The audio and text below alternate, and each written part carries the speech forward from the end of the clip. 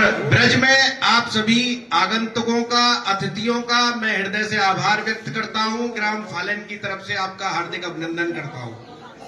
मैं अपना परिचय की दृष्टि से बता दूं, हम सबके मध्य इस मथुरा जनपद की सबसे बड़ी ग्राम पंचायत के ग्राम प्रधान आदरणीय कैलाश प्रधान जी हम सबके मध्य मौजूद हैं। हमारे पंडा जी महाराज और जो इस वर्ष इस जो क्रिया में भाग लेने वाले हैं, जो लगभग 15 फीट ऊंची और 20 से 25 फीट जिसकी चौड़ाई होगी, यहीं पर का मंडप लगाया जाएगा।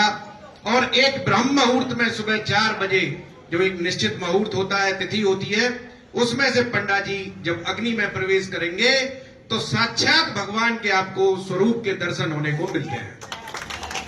मतलब जब कहा गया है कि जैसे द्वापर में भगवान श्री कृष्ण ने अपनी लीलाएं की, उससे पहले त्रेता में भगवान राम ने अपनी लीलाएं की, तो कलयुग में अगर आपको साक्षात भगवान की अनुभूति करनी है तो भक्त प्रहलाद के रूप में जब पंडा जी अग्नि में से होकर प्रवेश करेंगे तो निश्चित रूप से भी वह किसी भगवान के दर्शन से कम नहीं होंगे।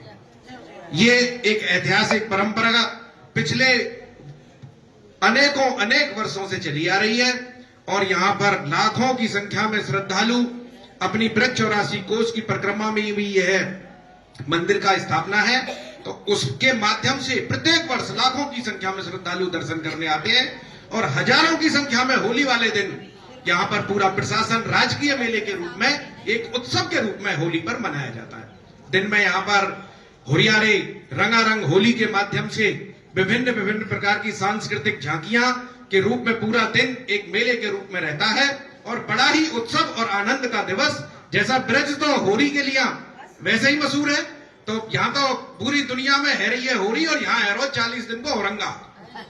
यहाँ तो 40 दिन चलती है।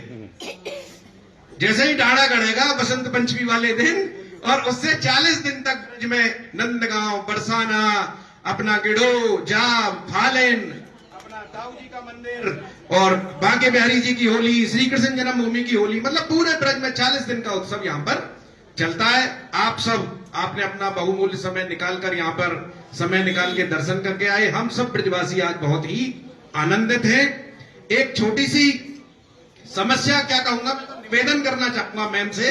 जैसे ही मुझे पता चला तो मेरे पास यहाँ पर वर्तमान में भारतीय जनता पार्टी के जिला पंचायत सदस्य के रूप में जिम्मेदारी है, तो मैं पैदल अभी प्रधान जी के साथ आ रहा था, तो उन्होंने मुझे जब रोड से आप इधर आए थे तभी छोड़ दिया था। मैं आगे निकल गया तो मेरे महेंद्र जी हैं, आप महामंत्री हैं, भाजपा के मंडल के महामंत्री रहे, जिला उपाध्यक्ष हैं अभी ओबीसी मोर्चा के। उन्होंने बताया कि आदरणीय लोकसभा स्पीकर ओम बिरला जी भाई साहब आ रहे हैं, आप तत्काल गांव आ जाओ। तो मैं तुरंत यहां पहुंचा। हम बार मैं आपके माध्यम से हेलो, एक छोटा सा बहुत ही सुंदर कुंड है प्रहलाद कुंड। इसमें पंडा जी स्नान करके आचमन करके ही अपनी क्रिया को पूरा करते हैं, परंतु बार शासन से अनुरोध करने के बाद भी आज तक प्रहलाद कुंड का जीर्णोद्धार नहीं हो पाया। तो इसके लिए हम आपको एक प्रार्थना पत्र के माध्यम से कह लो या निवेदन के माध्यम से कह लो, आपसे ये भी निवेदन करेंगे कि एक बार आप प्रहलाद कुंड की स्थिति को देखें और निश्चित रूप से हमारे जो प्रिय जन के प्रिय हमारे लोकसभा के स्पीकर जिनको हम टीवी पर देखते रहते हैं, वो बहुत ही मृदुभाषी हैं और बड़े अच्छे से लंबे समय से सदन को चला रहे हैं। मैंने तो मतलब व्यक्तिगत मुलाकात उनसे नहीं हुई है, पर मैं उनका बहुत बड़ा प्रशंसक हूं और आपके माध्यम से अगर प्रहलाद कुंड की बात आदरणीय स्पीकर महोदय तक पहुंचेगी तो मुझे पूर्ण विश्वास है कि इस प्रहलाद कुंड का जीर्णोद्धार भी निश्चित रूप से आपके करकमलों से। ऐसी भी प्रार्थना आपसे, हाँ, अभी मैं आपको एक प्रार्थना पत्र के रूप में दूंगा।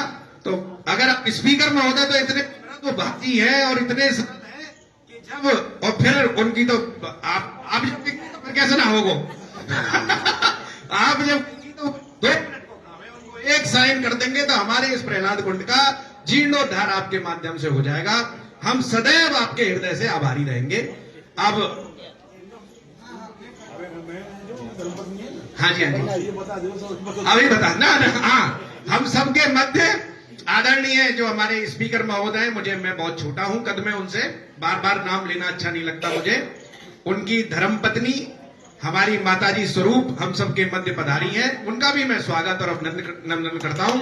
और आदरणीय कैलाश प्रधान जी से निवेदन कर रहा हूं, डॉक्टर अमिता बिरला जी हम सबके मध्य हैं। मैं आदरणीय कैलाश प्रधान जी से अनुरोध करूंगा कि उनका पटका पहनाकर स्वागत करें।